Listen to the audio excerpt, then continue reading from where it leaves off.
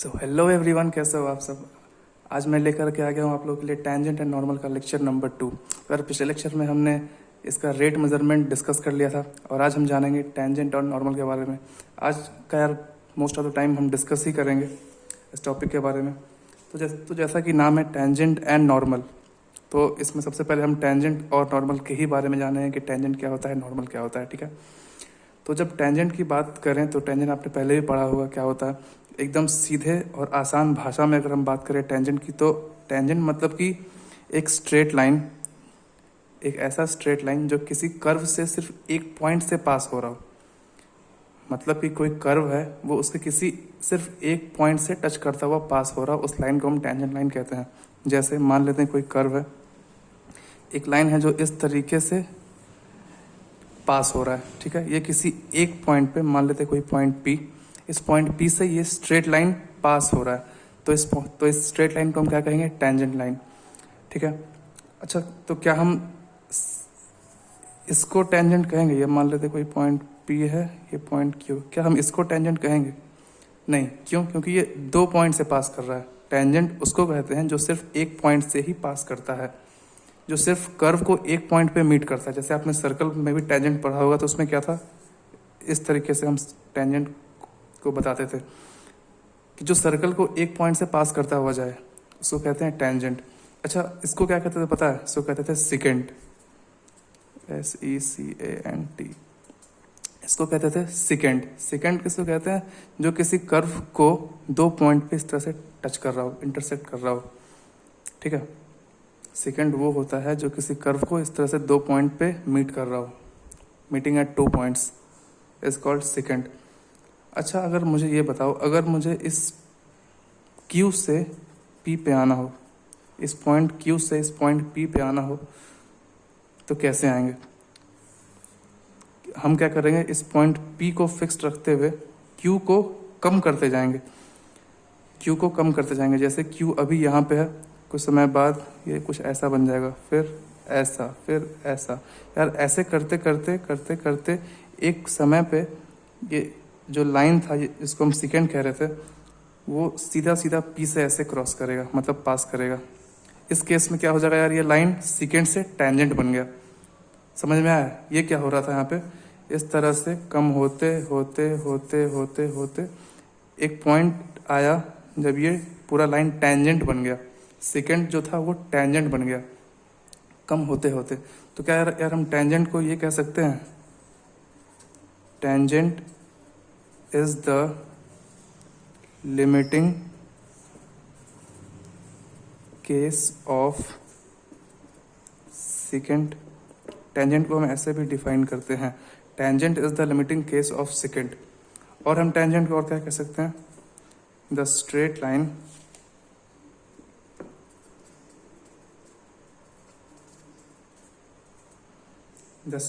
which passes through one point through the curve, one point touching the curve। ठीक है, tangent को हम और कैसे डिफाइन कर सकते हैं, the straight line which passes through one point touching the curve. Curve को सिर्फ एक पॉइंट से टच करता हुआ पास कर जाए, उस लाइन को क्या कहते हैं, टेंजेंट लाइन। ठीक है, और टेंजेंट को क्या कहते हैं, लिमिटिंग केस ऑफ सेकेंड।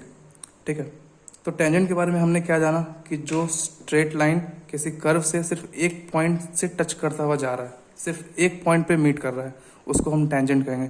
फिर क्या एक केस हम लेकर देखते हैं, जैसे मान ले जाए कोई ऐसे कर्व है और ये ऐसा लाइन इसको एक पॉइंट पे तो टच कर रहा है, क्या इसको भी हम टेंजेंट लाइन कहेंगे?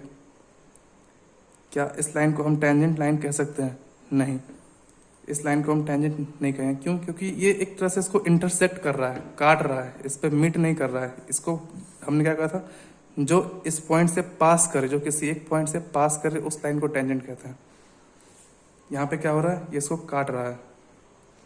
तो ऐसा कुछ जरूरी नहीं है, it is not necessary that every line touching the curve only at one point is tangent. ऐसा कोई जरूरी नहीं है कि वो टेंजेंट ही हो। ठीक है, तो ये एक मिथ है कि ऐसा कहा जाता है कि जो लाइन किसी कर्व को सिर्फ एक पॉइंट पे मीट कर रहा है तो वो टेंजेंट ही होगा। ऐसा कुछ नहीं है, इस केस में ये टेंजेंट नहीं है। ठीक है, अब हम एक और पॉइंट डिस्कस करते हैं, एक और केस लेते हैं। जैसा कहा जाता है कि जो टेंजेंट होता है वो पूरे कर्व पे सिर्फ एक ही बार मीट करता है, वो पूरे कर्व पे सिर्फ एक ही बार मीट करता है, उसे ही हम टेंजेंट कहते हैं। क्या यार, ये अगर इस तरह का कर्व है और ये इस तरह का लाइन बना हुआ है तो क्या हम इसको कहेंगे कि ये टेंजेंट है या नहीं? मान लेते हैं कोई पॉइंट पी है, ये पॉइंट क्यू है। हम यहाँ पे ये कह सकते हैं कि इस पॉइंट पी पे तो टेंजेंट है पर पॉइंट क्यू पे टेंजेंट नहीं है। ऐसा कोई ज़रूरी नहीं है कि जो टेंजेंट लाइन होगा वो पूरे कर्व पे सिर्फ एक ही बार पास करेगा, एक ही बार मीट करेगा, ऐसा कोई ज़रूरी नहीं है। टेंजेंट जो है कि एक पॉइंट पे होता है, tangent is a property of point, tangent point पे होता है, बाकी ये पूरे कर्व पे कहीं भी मीट कर सकता है। हाँ, हम ये कहेंगे ज़रूर कि इस पॉइंट क्यू पे ये लाइन टेंजेंट नहीं है, ये पॉइंट पी पे ही सिर्फ टेंजेंट है। ओके, तो यही थी टेंजेंट के बारे में सारी कहानी। अब हम मूव करते हैं नॉर्मल की तरफ। ठीक है, टेंजेंट हो गया, टेंजेंट के बारे में हमने बात कर लिया। अब मूव करते हैं हम नॉर्मल की तरफ। यार नॉर्मल क्या होता है? मैं एक सीधी सी बात बता दूं, जहाँ पे भी नॉर्मल आएगा वहाँ पे टेंजेंट का जिक्र होगा ही होगा। बिना टेंजेंट के नॉर्मल हम नहीं बात कर सकते हैं। मोस्ट ऑफ द केसेस ऐसा होगा। सारे क्वेश्चंस को सॉल्व करने में नॉर्मल की बात हो रही है तो टेंजेंट की बात होगी ही। अगर आपने स्ट्रेट लाइन पढ़ा यार तो टेंजेंट और नॉर्मल में कोई दिक्कत नहीं आएगी, सारे प्रॉपर्टीज सारे फॉर्मूला सेम रहेंगे। ओके, तो नॉर्मल के बारे में बात करते हैं। नॉर्मल लाइन क्या होता है? नॉर्मल लाइन वो होता है जो टेंजेंट के परपेंडिकुलर होता है। ठीक है, जैसे कोई कर्व है, हमें इस कर्व पे इस पॉइंट पे नॉर्मल जानना है, इस पॉइंट पे हमें नॉर्मल जानना है, तो सबसे पहले हमें क्या करना होगा? इस पॉइंट पे एक टेंजेंट ड्रॉ करना होगा। इस टेंजेंट ड्रॉ करने के बाद जो लाइन इसी पॉइंट पे इस टेंजेंट के परपेंडिकुलर होगा उसे हम नॉर्मल कहते हैं। नॉर्मल और टेंजेंट आपस में परपेंडिकुलर होते हैं, 90 डिग्री एंगल बना रहे होते हैं। ठीक है, यही है नॉर्मल। अच्छा, तो एक बात बताओ, जैसे कोई कर्व है, ठीक है, ऐसे कोई कर्व है, इस पॉइंट को लेते हैं, इस पॉइंट पे एक टेंजेंट है, ठीक है, और टेंजेंट के परपेंडिकुलर इस पॉइंट पे नॉर्मल है, तो क्या यहाँ पे ऐसा होगा कि ये जो पॉइंट है, कोई भी पॉइंट पी है, ए कॉमा बी, ये पॉइंट पी इस कर्व की इक्वेशन को, इस टेंजेंट की इक्वेशन को और इस नॉर्मल की इक्वेशन तीनों को सेटिस्फाई करेगा? क्यों? क्योंकि सब इस पॉइंट से पास कर रहे हैं, कर्व भी, टेंजेंट भी और नॉर्मल भी, तीनों के तीनों इस पॉइंट को इस पॉइंट से पास कर रहे हैं, इसलिए ये पॉइंट तीनों की इक्वेशन को सेटिस्फाई करेगा। ठीक है, समझ में आ रहा है? A line which is perpendicular at the point of contact to the tangent, a line which is perpendicular to the tangent at the point of contact is called normal. ठीक है, तो अब जैसे आपने स्ट्रेट लाइन में पढ़ा होगा, हर एक स्ट्रेट लाइन का एक स्लोप होता है, स्लोप जिसको हम m या फिर tan थीटा से डिफाइन करते हैं। ठीक है, tan थीटा से डिफाइन करते हैं। यार ये स्लोप होता क्या है? कोई भी लाइन एक्स एक्सिस से क्या एंगल बना रहा है उसका tan। ठीक है, अगर एंगल थीटा बना रहा है तो tan थीटा होता है स्लोप, जिसको हम m भी कहते हैं, स्लोप। ठीक है, तो यार टेंजेंट एंड नॉर्मल के क्वेश्चंस को करने के लिए अगर आपसे कह दिया जाए कि यार इस कोई कर्व है, उससे एक टेंजेंट पास कर रहा है किसी पॉइंट से, तो उस टेंजेंट की इक्वेशन लिख के बताओ, कैसे लिखेंगे? तो यार किसी भी लाइन की इक्वेशन लिखने के लिए सबसे इंपॉर्टेंट पॉइंट क्या क्या है कि वो किन पॉइंट से पास कर रहा है। उस लाइन का अगर हमें स्लोप मिल जाए तो क्या हम आराम से 1 पॉइंट फॉर्म या फिर 2 पॉइंट फॉर्म की मदद से किसी भी लाइन का इक्वेशन लिख सकते हैं, है कि नहीं? आपने स्ट्रेट लाइन में पढ़ा होगा। तो टेंजेंट एंड नॉर्मल में अगर कोई लाइन, मतलब कोई कर्व है, उस पर ऐसा टेंजेंट बना हुआ है, तो इस टेंजेंट का स्लोप निकालने के लिए हमें क्या करना होगा? तो ये कर्व मान लेते हैं कुछ ऐसा y बराबर fx दे रखा है, तो अगर हम dy by d x calculate करें, देखो यहाँ पे फिर से डेरिवेटिव आ गया, अगर हम dy by d x calculate करें तो ये रिप्रेजेंट करता है m, slope of the tangent, slope of the tangent. अगर हमें इस टेंजेंट का स्लोप निकालना है तो हमें कुछ नहीं करना है, जो कर्व की इक्वेशन दे रखी है हमें क्वेश्चन में, उसको डिफरेंशिएट करना है। उसको डिफरेंशिएट करने के बाद जो हमें मिलेगा वही होता है टेंजेंट का स्लोप। तो मान लेते हैं यार ये जो टेंजेंट है ये a कॉमा बी से पास कर रहा है। ठीक है, तो अगर हम इस टेंजेंट लाइन की इक्वेशन को लिखना चाहें तो क्या हम लिख सकते हैं? y minus a is equals to m into x minus, sorry यहाँ पे b होगा। ठीक है, y minus B is equals to m into x minus a. क्या इस टेंजेंट की इक्वेशन को हम ऐसे लिख सकते हैं? और m ये जो स्लोप है उसको कैसे निकालेंगे? इस कर्व की इक्वेशन को डिफरेंशिएट करके, यानी कि d y y minus B is equals to d y by d x into x minus a. इस तरह से हम टेंजेंट की इक्वेशन निकाल सकते हैं, ठीक। और अब अगर नॉर्मल की इक्वेशन को निकालना है, मैं एक बार फिर से बता दूंगा इस चीज़ को। अगर हमें नॉर्मल की इक्वेशन को निकालना है तो यार मैंने क्या बताया, जो नॉर्मल होता है वो हमेशा टेंजेंट के परपेंडिकुलर होता है। और हमने स्ट्रेट लाइन में एक ये और भी चीज़ पढ़ा था, जब भी कोई दो लाइन आपस में परपेंडिकुलर होते हैं उनके स्लोप का प्रोडक्ट बराबर -1 होता है। मतलब अगर ये टेंजेंट का स्लोप m1 है, नॉर्मल का स्लोप m2 है, तो m1 इंटू m2 बराबर -1। ये फॉर्मूला हमने स्ट्रेट लाइन में पढ़ा हुआ है, ठीक। तो हमने मान लेते हैं m1 निकाल लिया था dy बाई डी एक्स, ठीक, at point a comma B. ये टेंजेंट a कॉमा बी से पास कर रहा था, पीछे हमने देखा था। ये मान लेते हैं ये पॉइंट a कॉमा बी है, ठीक। तो टेंजेंट का स्लोप तो हमने निकाल लिया इस कर्व y बराबर एफ एक्स को डिफ्रेंशिएट करते हुए, d y by d x बराबर एफ डैश एक्स, ठीक है। हमने इस कर्व की इक्वेशन को डिफ्रेंशिएट कर लिया, जो मिल गया हमें टेंजेंट का स्लोप। यही स्लोप है टेंजेंट का, ठीक है। कर्व की इक्वेशन को हम डिफ्रेंशिएट करेंगे, डिफ्रेंशिएट करने के बाद जो हमें मिलेगा वही होगा टेंजेंट का स्लोप। तो टेंजेंट का स्लोप तो हमें मिल गया m1 बराबर d y by d x. तो m2 यहाँ से निकाल सकते, तो m2 क्या हो जाएगा हमारा -1 अपॉन m1, मतलब -1 upon d y by d x, ठीक है। और अब नॉर्मल की इक्वेशन लिखना है, ठीक है, इक्वेशन ऑफ नॉर्मल। तो यार नॉर्मल भी तो पॉइंट a कॉमा बी से ही पास कर रहा है, तो 1 पॉइंट फॉर्म से हम इसकी इक्वेशन भी निकाल सकते हैं। ये हो गया y minus B is equals to, इसका स्लोप क्या हो जाएगा m2 x माइनस ए, और m2 की वैल्यू क्या है y minus B is equals to -1 upon d y by d x into x minus A. Equation लिखना आ गया। और टेंजेंट की इक्वेशन क्या हो जाएगी, y minus B is equals to m1 क्या दे रखा है टेंजेंट का slope, d y by d x into x minus a. समझ में आ रहा है? इक्वेशन लिखना आ गया, ये टेंजेंट की इक्वेशन और ये नॉर्मल की इक्वेशन। इसी तरह से हम क्वेश्चन में भी इक्वेशन इस तरह से लिखेंगे टेंजेंट और नॉर्मल के लिए, ठीक है। तो ये 1 पॉइंट फॉर्म की मदद से यार जिसने भी स्ट्रेट लाइन पढ़ रखा है उसको टेंजेंट और नॉर्मल में कोई दिक्कत नहीं आने वाली है। स्ट्रेट लाइन पढ़ लिया, डेरिवेटिव निकालना गया, खत्म, टेंजेंट और नॉर्मल, ठीक है। और यहाँ पे अच्छा रिवीजन भी हो जाएगा स्ट्रेट लाइन का। अच्छा, अब और भी कुछ पॉइंट्स हम डिस्कस करते हैं। ये बात क्लियर है, टेंजेंट का स्लोप निकालना है तो कर्व के फंक्शन को हम डिफ्रेंशिएट करेंगे। बार बार मैंने इस चीज़ को बोल दिया है, ठीक है, तो ये ध्यान रखना है, ये इंपॉर्टेंट पॉइंट सब। अब क्या होगा कि अगर कोई टेंजेंट, अगर हमने किसी कर्व पे टेंजेंट ड्रॉ किया है और वो एक्स एक्सिस के पैर, मान लेते हैं टेंजेंट है वो एक्स एक्सिस के पैरेलल आ रहा है, तो उस केस में स्लोप क्या हो जाएगा यार, क्या स्लोप 0 हो जाएगा? मैंने क्या बताया, स्लोप कैसे निकालते हैं, तो हम स्लोप जिस लाइन का भी निकाल रहे होते हैं वो लाइन एक्स एक्सिस से क्या एंगल बना रहा है, उसका टैन। तो क्या यहाँ पे यार ये टेंजेंट एक्स एक्सिस के पैरेलल है, मतलब कि थीटा बराबर 0 डिग्री है, तो क्या टैन 0 होता है 0, तो स्लोप भी इसका क्या हो गया 0, इसका m बराबर क्या हो गया 0।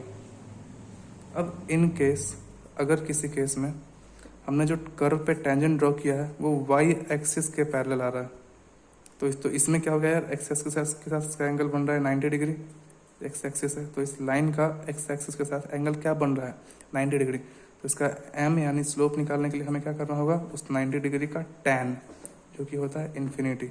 इसका मतलब है कि इस केस में हमारा स्लोप नॉट डिफाइंड है, d y by d x is not defined, ठीक है ना। तो ये सारे पॉइंट्स आपको याद रखने हैं, ठीक है। तो यार टेंजेंट और नॉर्मल के बारे में जो सारे पॉइंट्स डिस्कस करने थे वो हमने कर लिया। एक क्वेश्चन देखते हैं, ठीक है, एक क्वेश्चन देखते हैं।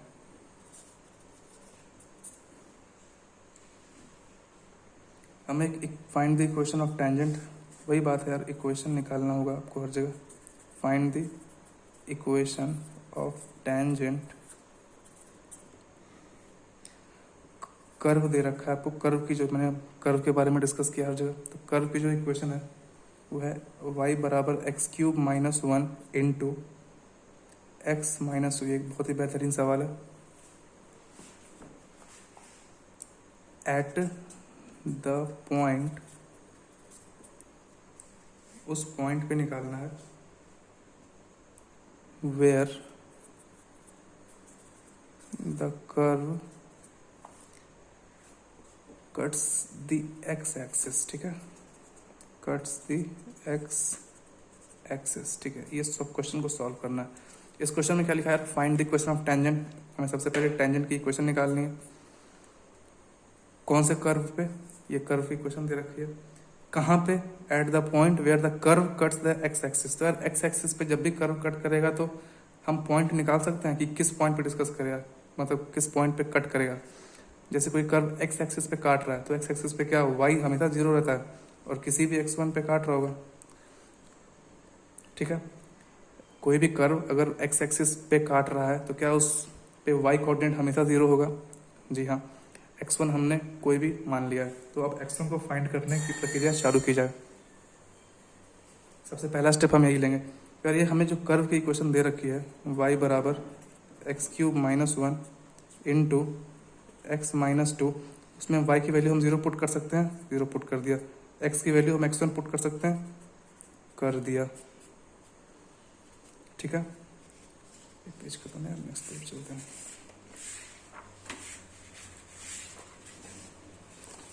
तो क्या आ गया था हमारे पास, जीरो बराबर x cube minus one into x minus two. ठीक है, तो क्या यार यहाँ पे a cube minus b cube का फॉर्म बन रहा है, तो इसका फॉर्मूला क्या होता है, a minus b into a square plus a b यानी x into one plus b का स्क्वायर यानी वन का square into x minus two. किसके बराबर है, जीरो के बराबर है। ठीक है, तो यार अब हम सबको जीरो से कंपेयर करके देखते हैं। यार ये तो साफ है, ये तो जीरो के बराबर नहीं हो सकता, इसलिए इसको हम कंपेयर ही नहीं करेंगे। जीरो के बराबर ये हो सकता है, ये हो सकता है। तो अगर हम x माइनस वन बराबर जीरो करेंगे तो x1 की तो वैल्यू आ गई, एक तो वन आ गई और यहाँ से एक आ गई टू।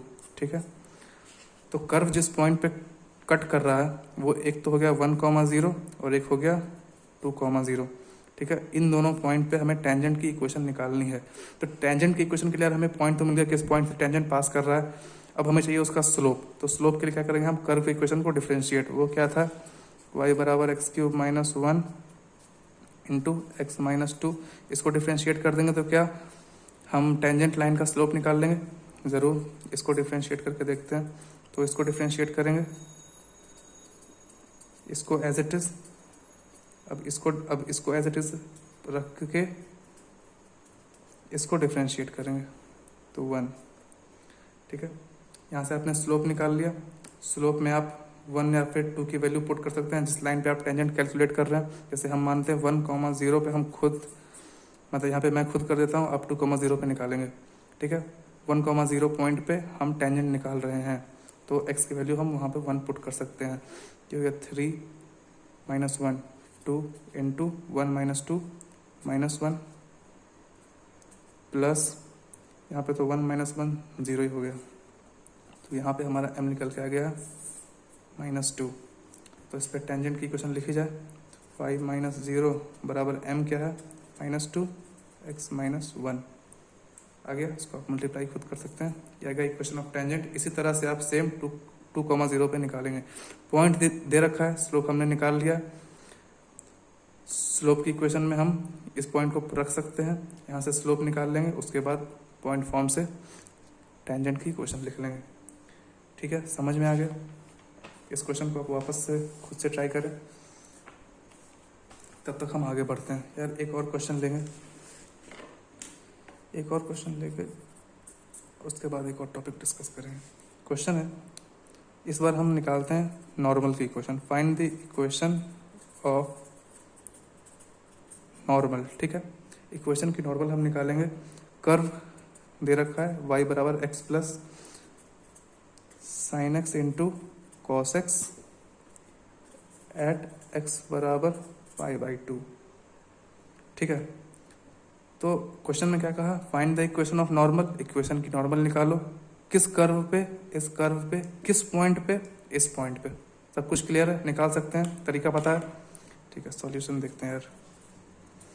तो कह रहा है यार इस पॉइंट पे, क्या इस पॉइंट को हम इसमें रख के y निकाल सकते हैं। कर्व की इक्वेशन है x plus sine x into cos x. ठीक है, x बराबर पाई बाई 2 रखेंगे तो क्या हमें y मिल जाएगा। सो साइन पाई बाई 2 तो 1 हो जाएगा, लेकिन कॉस पाई बाई 2 0 हो जाएगा, तो 0 इंटू समथिंग 0। तो हमें पाई बाई 2 कॉमा एक्स बराबर पाई बाई 2 और y हमने पाई बाई 2 निकाल लिया। इस पॉइंट पे हमें नॉर्मल निकालना है। ठीक है, समझ में आ गया। तो नॉर्मल निकालने के लिए सबसे पहले हम तो स्लोप निकालेंगे। ठीक है, तो कर्व को डिफ्रेंशिएट करेंगे तो मिलेगा टेंजेंट का स्लोप, फिर वहां से निकालेंगे हम नॉर्मल का स्लोप m1 इंटू m2 बराबर -1 लगा के।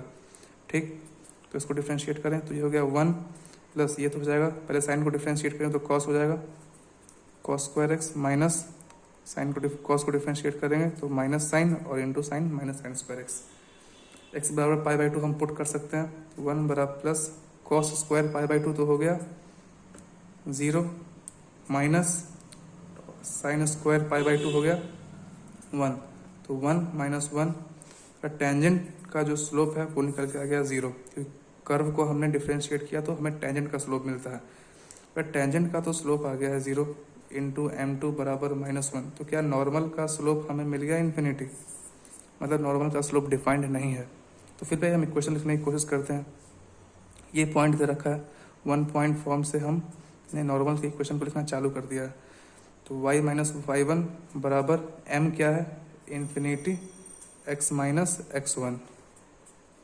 ठीक है, तो यार ये तो दिक्कत कर रहा है इन्फिनिटी, इन्फिनिटी को क्या करते हैं हम नीचे भेज देते हैं, यहाँ पे हमने इसको यहाँ पे भेज दिया। ठीक है, तो क्या समथिंग अपॉन इन्फिनिटी ये 0 हो जाएगा, ये तो हो गया 0, मतलब हमारे पास क्या बच गया x माइनस पाई बाई 2 बराबर 0। तो उसको हम लिख लेते हैं x बराबर पाई बाई 2 यानी कि 2x बराबर पाई। ये है नॉर्मल की इक्वेशन, 2x बराबर पाई। समझ में आ गया। इस क्वेश्चन को एक बार फिर से आप करेंगे, बहुत ही अच्छा क्वेश्चन था ये। तो अब जो अगला डिस्कशन है वो है, इस चीज़ को स्ट्रेट लाइन में भी पढ़ा होगा। स्ट्रेट लाइन में हमने पढ़ा था कि जब भी कोई दो स्ट्रेट लाइन आपस में इस तरह से इंटरसेक्ट करते हैं, ठीक, आपस में एक दूसरे को क्रॉस करते हैं, कट करते हैं, तो दोनों आपस में एक एंगल बनाते हैं थीटा। ठीक, मान लेते हैं इस लाइन का स्लोप m1 है, इस लाइन का स्लोप m2 है। ठीक है, गिवन है क्वेश्चन में, या फिर निकाल लेंगे और क्या, स्लोप निकालना कौन सी बड़ी बात है। तो दो लाइन आपस में काट रहा है तो ये कुछ एंगल बना रहा है थीटा। तो यार इन दोनों के बीच का जो एंगल है उसको कैसे निकालेंगे, तो उसके लिए एक फॉर्मूला था यार कि tan थीटा बराबर mod of m1 minus m2 upon 1 plus m1 into m2। ये याद आ रहा है फॉर्मूला, tan थीटा बराबर mod of m1 minus m2 upon 1 plus m1 m2 करते थे ना दो लाइन के बीच के एंगल को निकालने के लिए। तो सेम यहाँ पे क्या कहेगा कि अगर दो कर्व इस तरह से आपस में काट रहे हैं, ठीक है, ये दो कर्व हैं इस तरह से आपस में काट रहे हैं और इन दोनों के बीच में एंगल बन रहा है थीटा, तो ये एंगल कैसे निकालेंगे। तो कुछ नहीं करना यार, इसको भी स्ट्रेट लाइन की तरह ही मानते हुए हम क्या करेंगे, एक कर्व पे टेंजेंट बनाएंगे जिसका स्लोप मान लेते हैं कुछ m1 होगा, दूसरे कर्व पे भी इसी तरह टेंजेंट बना देंगे जिसका स्लोप मान लेते हैं कुछ m2 होगा। तो क्या है, कुछ ये अब ऐसा दिखने लग गया स्ट्रेट लाइन जैसा। तो सेम फॉर्मूला लग जाएगा, जब सेम दिख रहा है तो फॉर्मूला भी सेम लगा देंगे, mod of m1 minus m2 upon 1 plus m1 into m2। Mod क्यों लगाता है यार, माइनस साइन को माइनस करने के लिए। ठीक है, तो इसके लिए भी इन दोनों कर्व के बीच के एंगल को निकालने के लिए भी सेम फॉर्मूला यूज करते हैं, tan theta is equals to m1 minus m2 upon 1 plus m1 m2 mod के अंदर। ठीक है, तो कुछ नहीं करना, बस ये फॉर्मूला आपको एकदम याद रखना है। ठीक है, दो कर्व की इक्वेशन दे रखी होगी, डिफ्रेंशिएट करके हम m1 निकालेंगे। फिर से बता देता हूँ यार, इक्वेशन कर्व की दे रखी होगी उसको डिफ्रेंशिएट कर लेंगे जिस भी पॉइंट पे दे रखी होगी, मान लेते हैं x1 y1 पे, तो डिफ्रेंशिएट कर लेंगे जिस भी पॉइंट पे टेंजेंट बना रहे होंगे उस पॉइंट पे हम इसको डिफ्रेंशिएट करके उस टेंजेंट लाइन का स्लोप निकाल लेंगे। ठीक है, दोनों कर्व को अलग अलग डिफ्रेंशिएट करके m1 m2 निकाल सकते हैं और इस फॉर्मूला में फिट कर दो। m1 minus m2 upon 1 plus m1 m2, slope मिल गया, एंगल निकाल लेंगे, बात खत्म। ठीक है ना। आई होप जितना भी आज पढ़ाया वो समझ में आया होगा। 2 क्वेश्चन कराया मात्र, अच्छे क्वेश्चन हैं, इनको आप खुद से प्रैक्टिस कर लें। तो आज के लिए इतना ही रखते हैं, बाकी अगले लेक्चर में देखेंगे यार। ठीक है, तो वीडियो पसंद आ रही हो तो यार इसको लाइक करो, शेयर करो और सब्सक्राइब भी कर दिया करो। ठीक है, तो मिलते हैं अगले लेक्चर में, तब तक के लिए bye bye, see you, thank you.